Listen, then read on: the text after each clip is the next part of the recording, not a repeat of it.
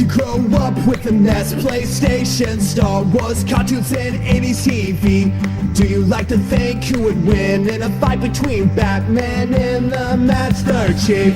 Comics, games, movies, music, and TV, they're gonna tell you everything you need. Superheroes or not, they got your back. They're gonna save the world of geeks.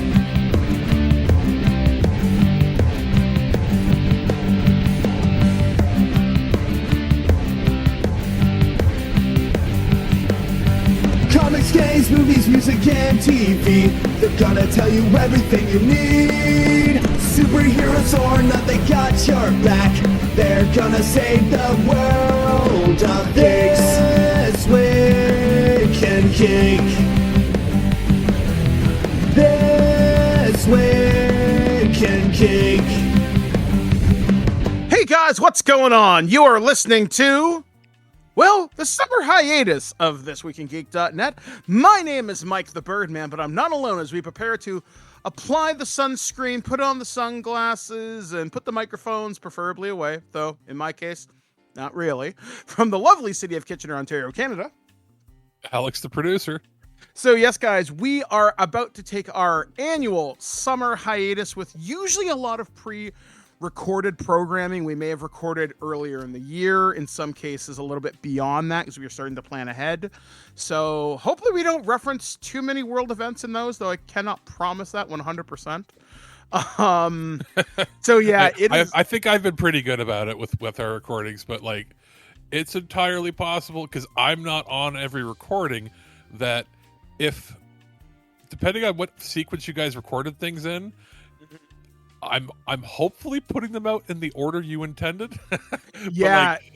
like there's a possibility if you guys did like a movie discussion and then another movie discussion that you might have referenced one that you wanted to do and then that might come out first.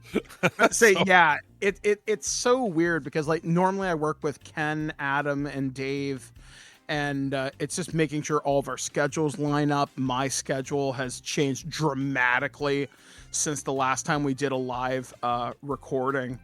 Yeah, in fact, I guess that's sort of the big elephant in the room. So I'm working as a subcontractor for a consultancy here in Guelph. That's taken up a lot of my time. I also am doing the podcast camp counselor thing again this summer up at CFRU, and I'm trying to coordinate this huge video project for one of the clients that I work for here in town. So my time has been insane, plus trying to record with Damien and the spell book. So we took last week off because I was literally burned out. But we did just record 2 episodes. You're going to get those weekly throughout the rest of the summer. We already have most of those planned out and ready to go. What else has been kind of going on? I guess since this is coming out on the 8th, are we allowed to say what we're currently working on right now? Yeah, at this point, yeah, we're working on, I think out of all the stuff we've got, I don't think anything has any specific embargoes, but I believe, give me 1 second. I was going to say, yeah. I mean, other than that, I know me and Alex at some point this summer are going to do a prototype on Pragmata. I'm just working through a couple of reviews right now. Okay, yeah, we can say, yeah, we've been working on Assassin's Creed Black Flag Resynced. Yeah, and as of right now, I'm currently playing through that, and I'm about 12 hours in. I'm doing a completionist run because I'm trying to see what's different from what I remember. And I can say this as of right now, it feels physically different, like movement feels different, and I know that's because of the engine change. And yeah, it feels much more like Mirage and Shadows, but not as fast as the older versions in a weird way. Yeah, not as slippy, but that's something we'll have to go into in the review itself. Yeah, like because I received it about a week before you guys did on PC, and I saw more iterations of things change than you guys did. So yeah, and for me, I'm actually like in this show we'll probably have my first impressions review, whereas then we'll have a longer form discussion as the whole team later on the prototype. Yeah, exactly. So you should see that before hopefully the end of the month. Like I said, my completionist run the first time I did it, it took me around 40 plus hours. And fun fact, at the height of this game when it was released, and I want to say 2014, I was ranked in the top 25 if those boards were accurate and if my memory's to be trusted. So take this with a grain of salt.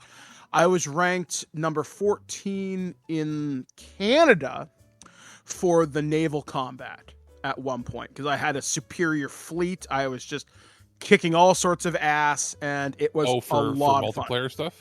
Yeah, I remember for the naval thing, you could do certain things, and I remember there was like a leaderboard, and I remember glancing at it and like, you are ranked 14 out in all of Canada. I'm like, what the fuck, really? I was gonna say, I don't think that's in this game now. Yeah, because I haven't gotten there yet, because literally I've just gotten to Nassau, but I've been clearing the map as I go. And I'm thinking, all right, I know that. Okay. Yeah, I'm like, I know that's here. I'm getting all my upgrades. So by the time I get into the game really opens up when you can upgrade the Jackdaw with all its cool crap, I will be invincible. In fact, I already am. And it's such a fun time. Other than that, though, what have I been playing? I've been playing Final Fantasy VII Rebirth on the Switch 2. Absolutely wonderful port. Is there poppin'? Yes, but you know what? I don't care. I'm having a blast with it. It's nice to be able to replay that. That's sort of like a feel-good game for me.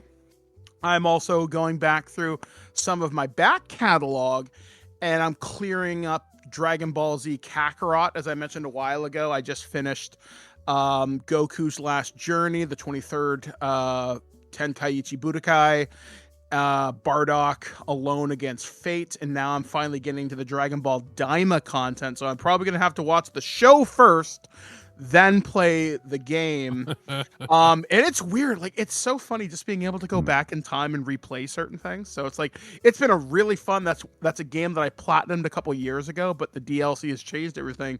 And because of the DLC, because I was playing on such an old file, I have a save corruption. Now, the progress is not fucked up, but there's a trigger in the game that triggers what's known as the Z Encyclopedia, which allows you to, hey, you've seen how Master Roshi did this, and blah, blah, blah, blah, blah. There's these things called memories, which were unlocked as part of a previous DLC. The flags got messed up between each version, so now there's certain things I can never collect unless I want to redo the entire game for 5 things. And now I already have the platinum. I don't get anything, just a few trinkets, but I'm thinking, well, that sucks. I wanted this for, personal satisfaction, but whatever. I know I platinumed it. I know where everything is. It's a win. Other than that, what else have I been playing?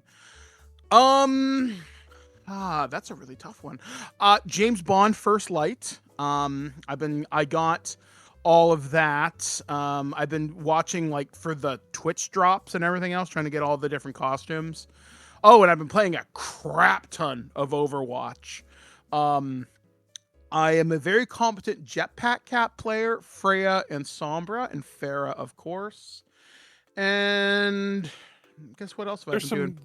Well, you recently, as of just really recently, you got the Terrifier game to check out. Yes, and you should hear that review probably in about a week or two. That's part of the Steam days right now. And I don't play a lot of computer games, but when I get a chance to review stuff that runs on my potato, which is fine, I don't need a gaming PC. I like that sort of stuff because that means I can still participate in modern-ish gaming. And I always, any chance for me to break out an old 360, or not 360, I guess Xbox One controller I'm using on this thing. But it works great, so I really can't bitch. So other than that, yeah, I've gone to the movies a few times. Recently Supergirl I saw yeah, it was mid, and this is fine. I don't know the story. I think it's called Woman of Tomorrow, which evidently there's some pretty significant changes, but whatever. The girl who plays her, Millie Alcock, she's fine. It's a very fine movie. Yeah, exactly. It's I don't like using the word entertaining because people are like, oh, it's just a cop out. No, it's an entertaining movie. Yeah, it's just nothing exceptional in it.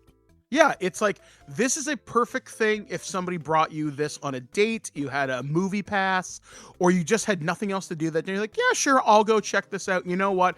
It's a good expenditure of $15, right? And what else have I seen? I've seen Obsession recently. I showed that to my wife. She didn't like it. I did. Haven't seen Back Rooms yet. Toy Story 5. 5 is great. Yeah, I recently had a chance to check that out. Very, very quiet theater, almost private, you might say. But hey, that's what you get when you go really early in the day. I'm looking forward to Evil Dead Burn when that comes out. I just bought my tickets for Spider-Man, so that's going to be fun. Minions, as of this recording, if I get out of here in good time, I might go check that out today. Because it's basically Minions with Cthulhu, which I so didn't see coming. Like, that's a fucking show goth. Cthulhu's Trey Parker from South Park. That's amazing. The other final thing that I've been doing this summer is, as you guys know, I work very closely with the Magic the Gathering team. And while I didn't get a chance to be on the list for the Marvel superheroes thing, I've dived in, well, in my case, foot first. And I've pulled a lot of really cool cards. Hopefully we'll be covering The Hobbit and some of the more in-universe stuff from them later on this year. I basically told my Magic rep, like, look, man, if I don't get the Star Trek stuff in November, I'm sending the Obsidian Order to your house, and we will have a conversation. Because I'm but a simple tailor. And yeah, also, so yeah, that's been really fun. So my friends Scott and CJ are helping me do some Commander stuff. I am beginning to modify my Commander TMNT Commander deck that we talked about earlier this year. I'm currently working on a Tony Stark Donatello artifact-based deck. So Iron Man and the Ninja Turtles, sign me the hell up. So that's been really fun. And still playing D&D. I'm still doing my DM for Hire service. I literally had them fight Freddy Krueger, which they didn't see coming. And it was just such a fun time. I've got such a wonderful group there. Good. And yeah, so that's what I've been doing. What about you? Saw the movies that we mentioned there. Gaming, I've been mostly handling the load of the games that have come out. Obviously, Black Flag took a big part of that over the last week, as well as some indie stuff, which I'm gonna sort of pepper out my impressions of those over the next couple of weeks and some review shows, just to give us a little extra content. Because otherwise, I could front load it all here, but it's like, no, I'm gonna spread that out just a little bit so that they have a little bit of breathing room. But I've also recently Nintendo sent over Rhythm Heaven Groove, so I'm going to check that out and expect something on that next week. I have a mobile gaming controller that I'm checking out. That should be this week, I think, in the show here. What else do I have? A big stack of movies. So I'm slowly working my way through that. So like cool, interesting things, like some shot on video shitty stuff, and then some like classics, interesting things. I'll say that right now. Beyond that, some indie games, as I mentioned. I survived the first heat wave of the summer where I thought I was melting. I couldn't believe how brutal that was. Like, we just got a new air conditioner.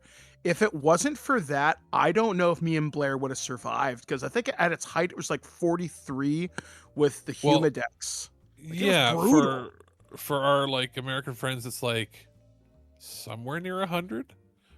Easily over that, probably closer to 115. It was brutal. But the problem is, it's like, it was like 27 or 20 or 30 degrees Celsius, but with the humidex, it was like 45. So you had like 50 to 60% humidity. Yeah, so it was gross. Like, it made the air hard to breathe if you like stepped outside, and it was like, oh god. The worst humidity I've ever experienced.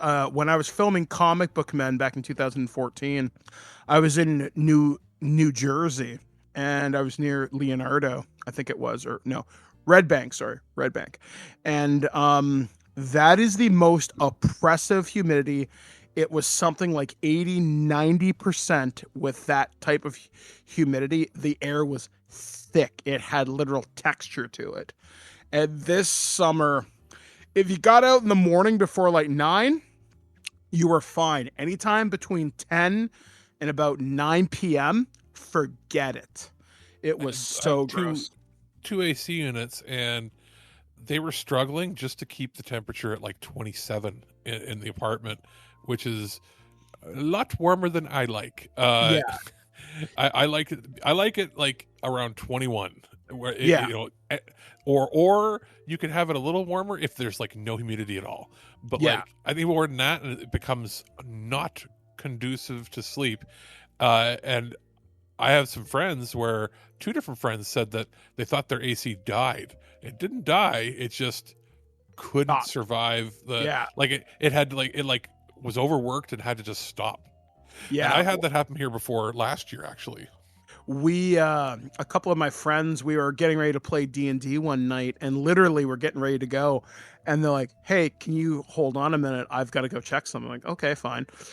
Their refrigerator died during this because it couldn't keep up keeping everything cold, so they lost hundreds of dollars of And food. that can happen where like the compressor just Yep. when it's Gives up the ghost. nonstop on, and it's in the seal. It doesn't matter how good the seal was, it was too much. Yeah, So like that this is one of those crazy, like it's like if it's like 45 but not humid, all of your devices can work. yeah. But when it's like 35 but feels like 48 or whatever, that's where it kills like all the devices, because they have to do double duty as a dehumidifier on top of just being an air conditioner. I mean, honestly, I don't know how I would have survived this summer, Alex, if you had not built me my micro PC, because it throws off so little heat, whereas my old Twig desktop computer that we built back in 2021 threw off a lot of heat. It was really good and still could probably hold up to a lot of the stuff we review now, but it threw off so much heat. It's the same one I've got, basically the same build that I have in my bedroom. Mhm. And that one, the power supply died during the week of the hot. Yep. And it was like, my room is probably the coolest room in the place, and it's just that power supply after 4 or 5 years was like, can't do it, son, and it just click, wouldn't turn on. And I'm like, we didn't have a power surge or anything. I'm like, the environment killed it. I swear to God, that's what it was. And luckily, I did have a backup. You know, thanks to Be Quiet, the company that sent some review samples of things in the last couple of years. I was sent 2 different power supplies, and I was like, you know what? I'm going to keep this one just as a backup. And sure enough, it's come in handy, because I didn't want to spend $100 on a power supply for a 7-year-old computer. but I do need it for the bedroom, because when it was too hot in the living room, that's where I was doing editing and stuff.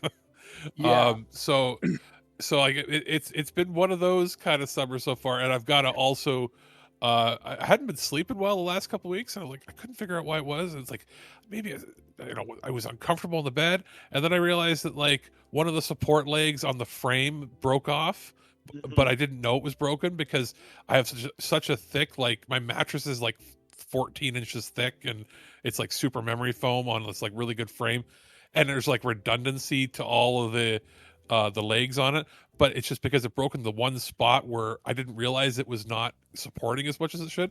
So I went and purchased a new frame. It's been too hot to put the frame up. Luckily, the bed is still good enough to use for now, but it's like, I gotta wait like a week, I think, before I can like do a full tear down of the old bed frame and get rid of it. Luckily, it's one of these ones where it's 2 twin XLs, because it's a king size bed, that you can unscrew and they come apart and make 2 separate frames. So it'll be easier to dispose of it. Once you basically have to clear off all the stuff off the bed, then flip the mattress up against the wall that has the AC on it, because the bed takes up 80% of the room, because it's an older apartment. And then I got to flip over the frame, take it apart, unscrew it, and then we got to toss the frame. But luckily it folds up. Like, I bought it because it was easy to fold up and remove, just not when it's like boiling hot summer. So I've got this brand new one that I bought on Prime Day, sitting in the living room, that it's just going to sit there for another week or so, maybe longer. I don't know.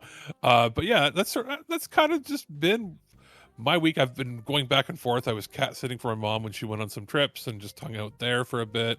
So it's been a very sort of laid back, like soft launch into our summer break. Yeah. While trying to make sure that we still have reviews and stuff coming out, as well as other programming that we've recorded. Well, yeah, and like as we mentioned the last time we gave kind of an update on the show, the news cycle it's been so odd, and some of it's been okay news to cover, other of it has been rumors we can't substantiate. It's depressing news while we don't want to ever hide the news from you. Like, for example, recently there was just a massive round of layoffs at Xbox with certain studios closing, some of them becoming back to independent, which is great. I mean, good for like Double Fine Productions, I think it is. Basically, all of the bad stuff happening with Sony, Microsoft, it's not that we don't want to cover it. It's everybody else is. Like, do we just want to be, a parrot of what's going on? If we had our own picture angle on it that we could discuss, we could do that, and we might still do that on a prototype at some point. We might have to do like a State of the Union thing as the summer goes on. Well, but yeah. It's one of those things where everybody's scrambling to cover that. It's like, what could we really say? And the answer is nothing much different. We could speculate on what we think is happening, but we won't really know right now. We just know that the gaming industry as a whole, even Nintendo, because of them having to raise prices, it's not in a healthy place for the businesses running them or the consumers right now. Yeah, that's basically all we can say. It's not in a great place. We'll see where things go. Maybe don't do all this crazy stupid shit, companies, right when we're planning to go on vacation. Yeah, like, I mean, like, one of the big things, I saw this video from a YouTuber that I like, but I'm not going to mention who they are. They're talking about how physical media and the Sony thing, and they're talking about, well, if we want to make a difference here, we need to look at things like the PlayStation 6 and boycotting GTA 6. I'll tell you right now, in my opinion, you will never get enough people that organized, because GTA 6 will be the biggest entertainment launch in history. If I have one thing to speculate on, it's not that won't be an issue for them. Like that, no, but you won't be able to do that for GTA. Yeah, the no more physical thing might come to a head when they see a stark decline in purchasing of consoles and games on the Sony platform. Because if your choices are, first of all, the first party games are not coming nearly as fast as they used to. So what's the rush to get a PS6 if you don't think there's going to be more than like 2 games in the first year?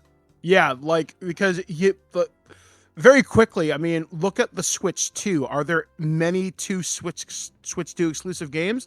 Yeah, kind of. It's basically Mario Kart. I think Kirby is. Xenoblade, maybe?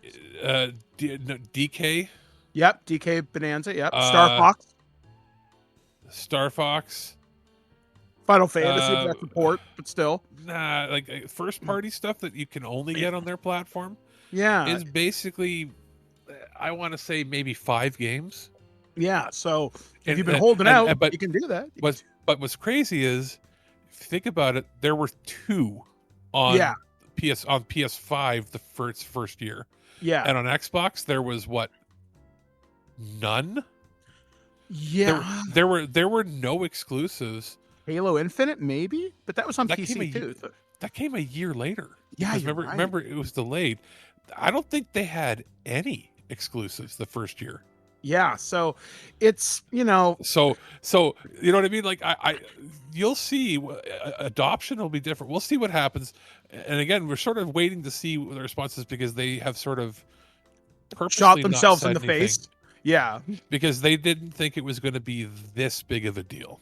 Yeah, and it's like anybody else could have seen that. So anyway, like again, this isn't the time to talk about that, because you're going to have a million YouTubers and podcasters being like blah, blah, blah, blah, saying the exact same thing. We have our opinions on it, but we're also reserving time just to make sure, because what's the point of talking about it if everybody's going to say the same thing? Yeah, exactly. Like it's all going to be variations of like, I don't know, I think this. The only people I would really legitimately trust to have an informed opinion would be Inside Gaming, because they're the old Funhouse guys and Machinima guys, and they've been around forever. IGN and maybe a few other outlets. Anybody who's in the enthusiast sphere like us, yeah, there's some people who have some really good takes, but it's going to be the same variation of like what we just said. So like Al said, this is not the time or place. We'll maybe take a look at it maybe after summer or after Gamescom. There might be something that'll be announced. We'll wait and see. Yeah, a few weeks ago, Jason Schreier started his own YouTube channel, and it's very straightforward, where it literally, he has like no intro, no outro. It's one take, and he just sort of talks about this. He's one of the few, you count them on your hands, actual journalists in the industry, right?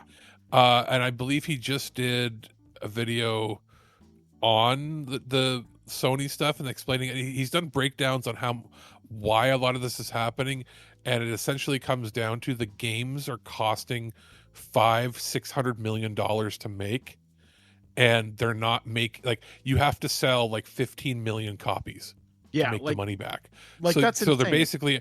They're basically taking a wash on most AAA games at most studios now.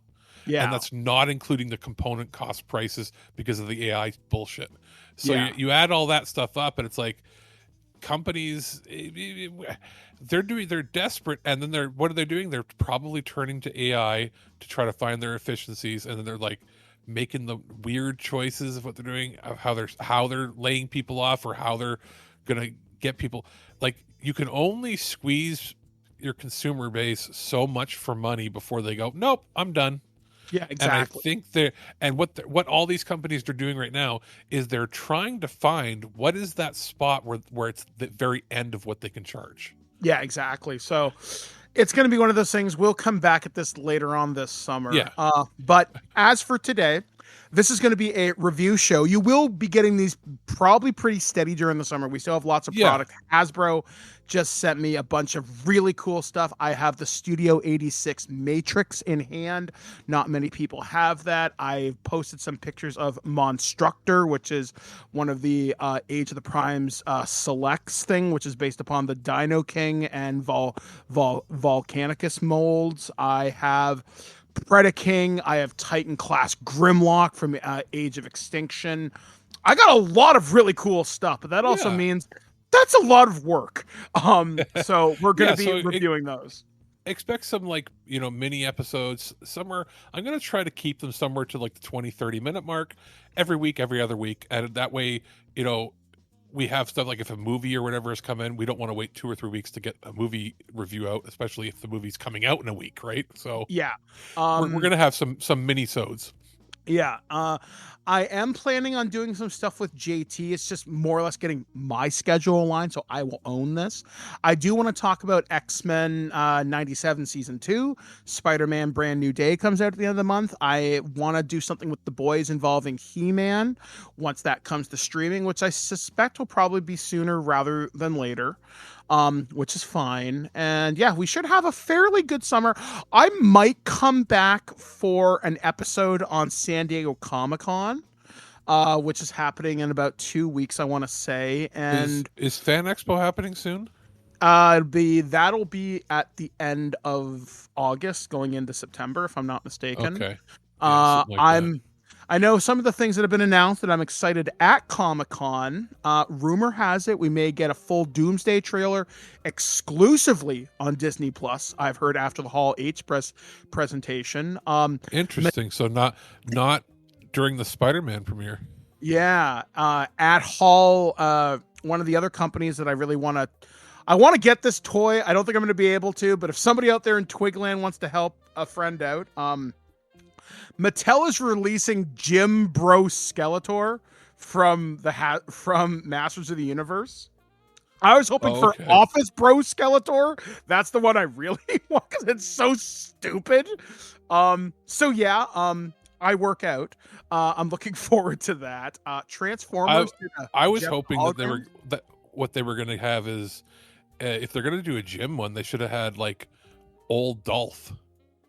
Yeah, that would have been a great exclusive. You get Jimbro Skeletor, Dolph Lundgren's thing. Maybe pay a premium for that because, of course, but still. Like you just have him in the tracksuit he's wearing, but like if you look underneath the tracksuit, it's like, I don't know, he's got like the loincloth on or something, so he's like hiding. That would be sick. Yeah, and that would be incentive for you to open your toys because you should open your toys.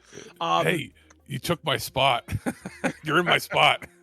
And I love the fact that it said good they did a pretty good. I was going to say it's a good cameo. It's like, oh, for anybody, spoiler, they did have a spot for Dolph in the movie, and it was a walk-on cameo. He has a couple lines, and it's basically a joke of, hey, you took my spot, kid.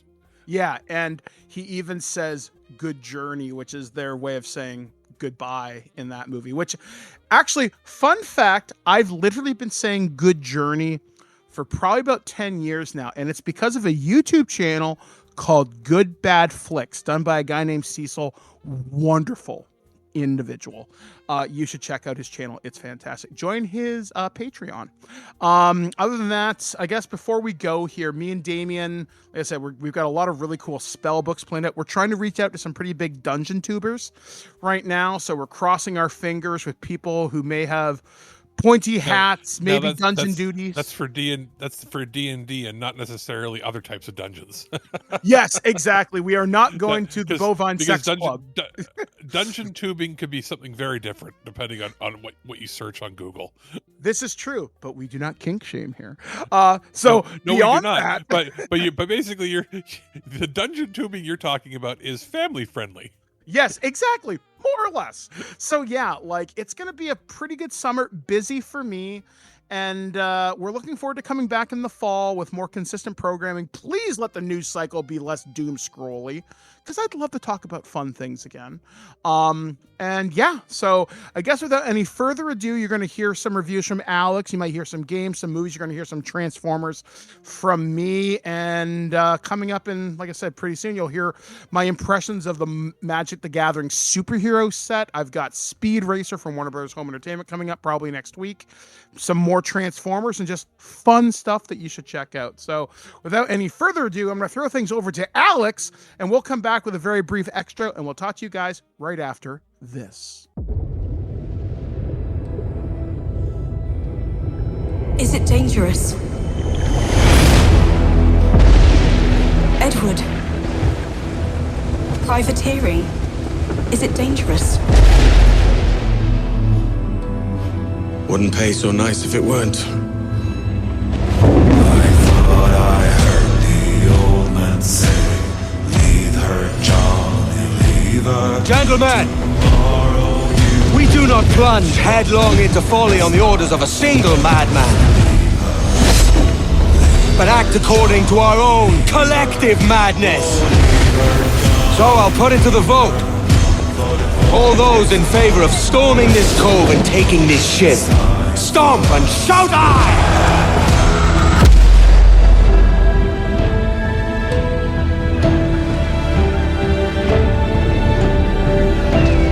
Can you feel it, Addy? We're moments away from the grandest prize of all. After you, Captain. Path ahead is dangerous. Don't save me a spot in Hell Shelter. I ain't coming soon.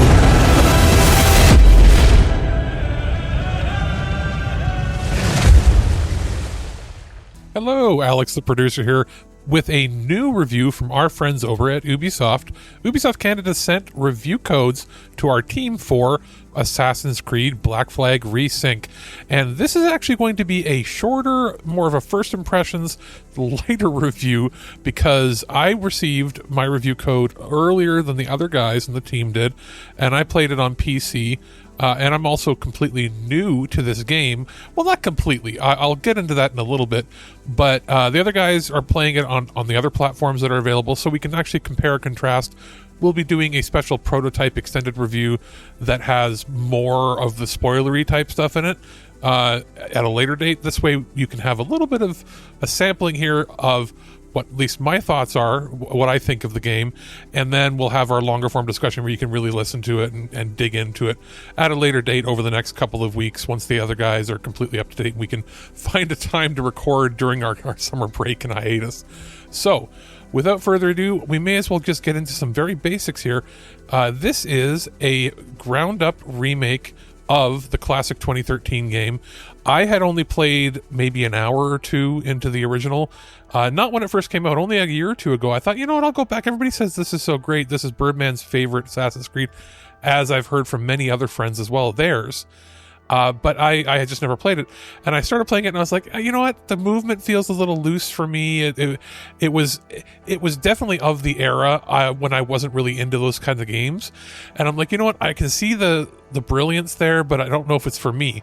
Going and playing this now, where it's been updated to use the newer style engine that they've used for the last several years now, and it's a lot better than I would have liked playing. Like, to me, this is better than the original for sure. I will say this right off the bat, it's not spoilers, except that they have stripped out things to do with the Animus and stuff that was doing in like the present and future timeline stuff. They've stripped that out.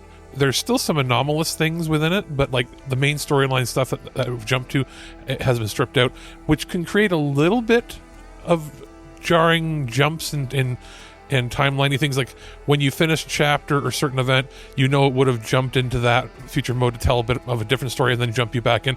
So it can be a little disjointed where there's larger time jumps between chapters, and that's the one little negative point I'll give here. We'll talk about more stuff later when we do the longer form review, but I can say this, visually it's one of the best looking games currently out.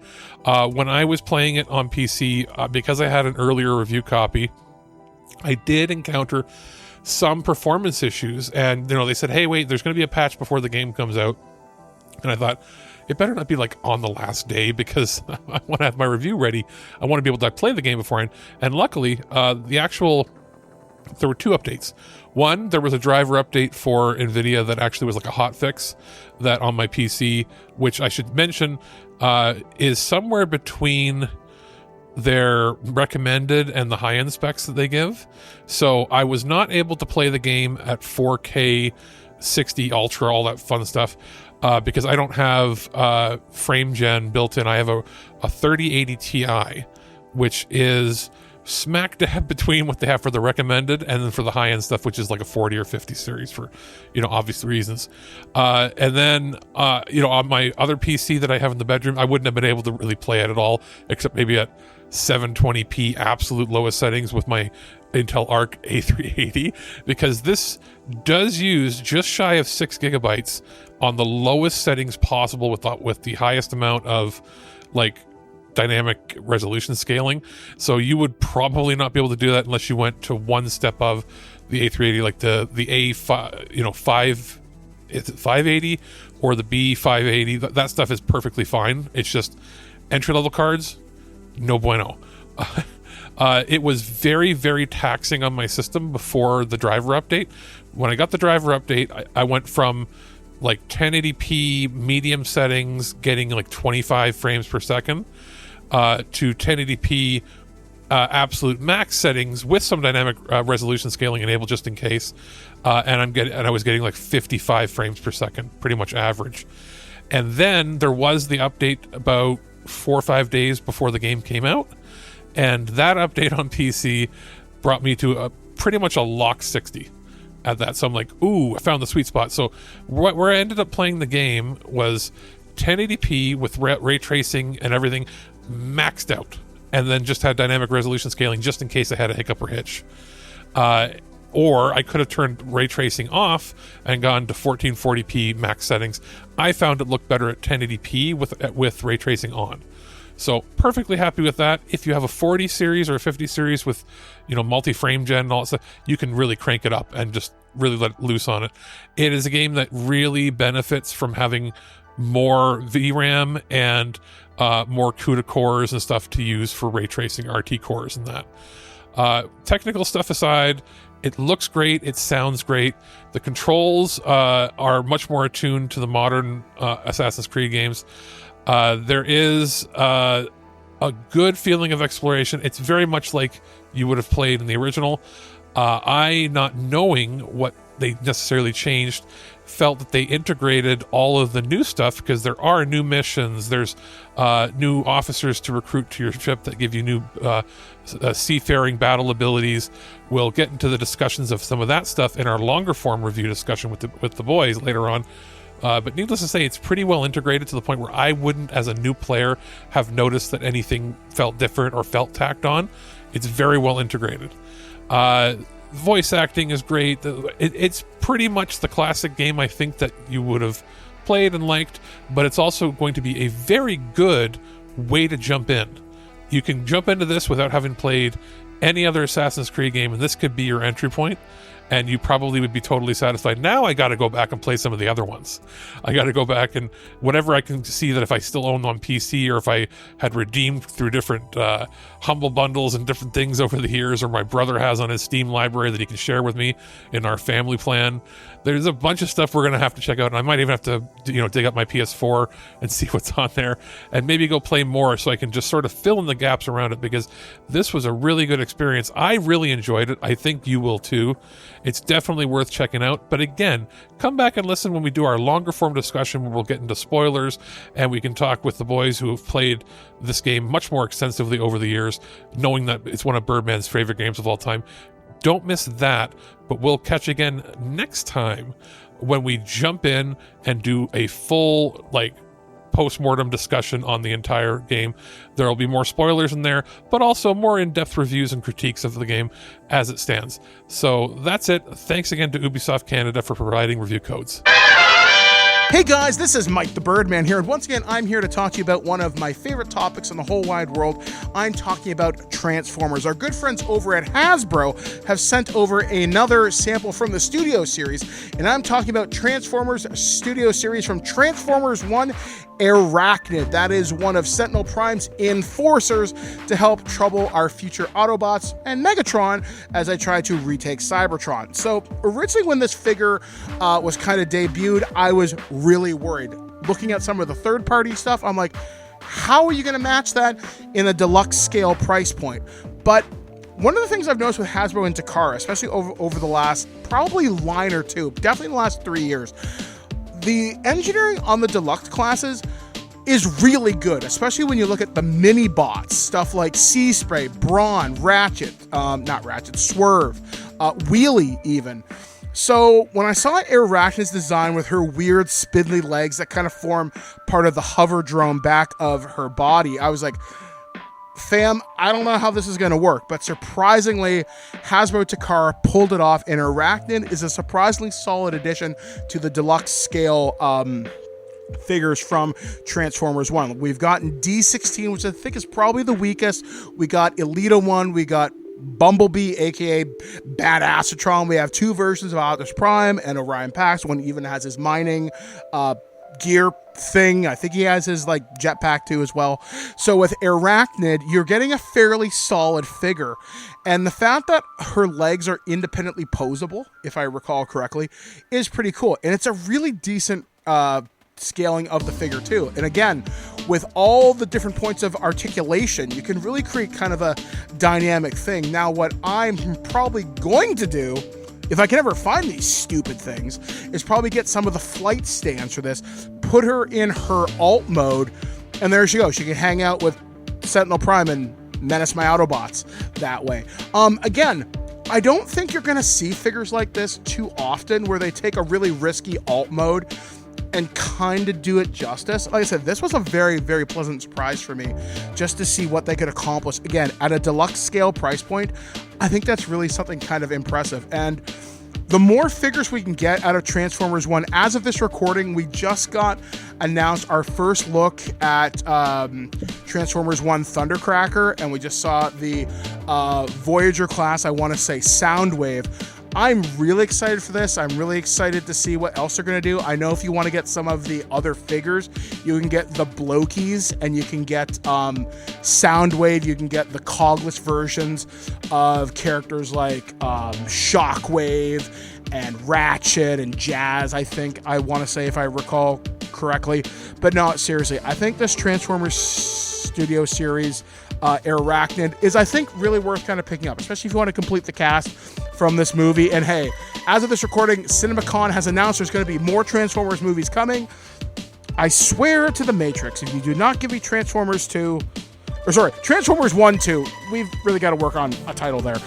There will be Energon spilt. That's all I'm saying. So anyway, once again, if you want to go check out your local retailers or you want to check out HasbroPulse.com, you can pick up Transformers Studio Series, Transformers 1, Airachnid. Definitely a worthy addition to Sentinel Prime's army. Alex, the producer here, and I'm here to talk more about ELO Gaming, ELO Sports. As I mentioned, I believe it was probably last week as of this recording, they sent over a box with some of their new products to check out. We previously talked about their travel charger as well as the USB cable, the really robust one actually that they sent with it. Now that I've been back from visiting family, I've had a little more time to sit down with the Vagabond mobile gaming controller, as well as their pretty cool extra accessories that you can get for it, specifically the Ascend Pro gaming thumbsticks. I'll start with the thumbsticks because they're, they go hand in hand, but essentially they snap on to the Vagabond to extend them out, giving more like granular motion and control for it. Basically precision control for FPS fighters, racing titles, that sort of stuff. It does have a slightly better grip on them. It gives you a little bit more to it.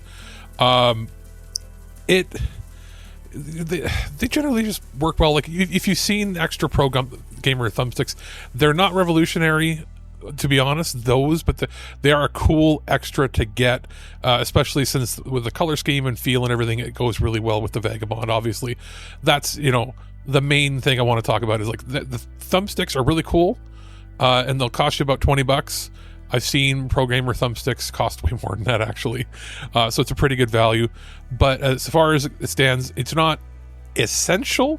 It's just something to level up your game when it comes to it.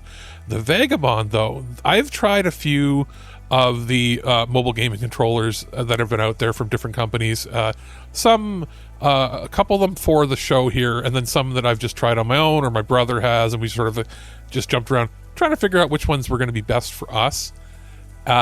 This Vagabond one is one of the best ones for sure that I've tried.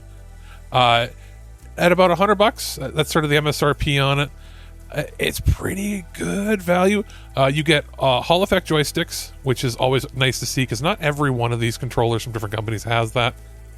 They're saying it works with any phone. Obviously, it sort of snaps to different form factors and styles because you can really stretch it out. It's one of those ones that has the telescopic when you pull it apart to get the controls. Most importantly is the grip and feel of it. It actually feels in hand more like a pro controller, like a true pro controller. And it doesn't feel like plasticky or non-premium. It feels like a premium in hand. It does have different adapters to let you use it with different styles of cases. Some devices might have like a rugged full body case. This has the ability to adapt to that. Specifically that it has the full-size grip. If you're used to holding like a PlayStation 5 or PlayStation 4 controller with the wings on the sides, that is sort of what you're getting here. So it's more comfortable in my hands because I'm usually a big PlayStation gamer. It does have 2 back buttons for programmable paddles in the back, which is always nice to see. It does allow for pass-through charging. So the idea is you can plug it into your phone and it'll charge your phone up while keeping it powered up through the side of it. It's pretty cool that way. There is a dedicated phone gaming app where you can use to remap buttons, tune your triggers on it, update the firmware in what they call their Unleashed app. Pretty straightforward, easy to use. It does do 15 watts of pass-through charging, so if you're wondering, will it do like really high-speed charging through it? No, but 15, that's basically, what is that, 3 amp, 5 volt, 3 amp, so standard, I would say, original quick charge, but nothing fancy, nothing crazy that like, if you have like a high-end Samsung, or like me, I've got a OnePlus phone that does like 80 watts of charging, you're not doing that, passing it through. But it will keep pretty much any phone or tablet charged as you're going without really, worrying about dipping into like draining while you're charging or anything. It does have a 3.5 millimeter headset jack. Very good. Me liking to see. Because I do like plugging in wired headphones when at all possible. Less interference with Bluetooth and everything, and you just get zero lag or delay or desync of the audio that way. It doesn't need a battery or anything. It just powers from the phone. So the idea is if you're really doing something gaming intensive, plug in your charger into it. It'll keep your phone charged and your phone keeps it working, which is always good. So, pretty sweet. Also, interestingly, you might want to know that it's MFI certified by Apple. So that means that if you have an iPhone 15 or above, you won't have any issues. It's recognized as a proper certified device. Sometimes when you plug in like a charger that isn't certified to an Apple device, it won't charge or won't do the handshake. This will do the proper handshake. So what's cool about this is it has all those features and it's packed into something that looks really sleek. I think it's pretty cool and worth it. I've been doing more and more gaming on my different devices, testing out things like even like emulators or playing like classic games, like because there's a lot of in my case I don't play like a lot of esports. This is obviously tuned to like doing streamer esportsy type stuff. You can do all that. That's cool. Like if you're playing like competitive shooters online on your tablet or your phone, perfectly fine. I play a lot of retro games. Sometimes those games get ported to like the Google Play Store and they're not really conducive to using like touchscreen controls, or you got to pair a Bluetooth controller to it, or you have one of these telescopic controllers. I have found that I'm doing more and more of that, playing the classic games that have been updated to work on the phone, and having a device like this is pretty sweet, and it's honestly, I think, the best one that I've tried, and I've tried about 4 or 5 of them from different companies. This one feels the most premium in my hands. I think the price point is pretty good too. I'll put links in the description for both of these so you can check them out. I think they're worth your time, and we'll be interested to see what else is coming out from ELO in the future, and I would really like to see if we can get our hands on some of that stuff to review. As it stands, very impressed by the first products that they've sent out. Again, check it out, link in the description. Well worth your time. Those magnificent bastards!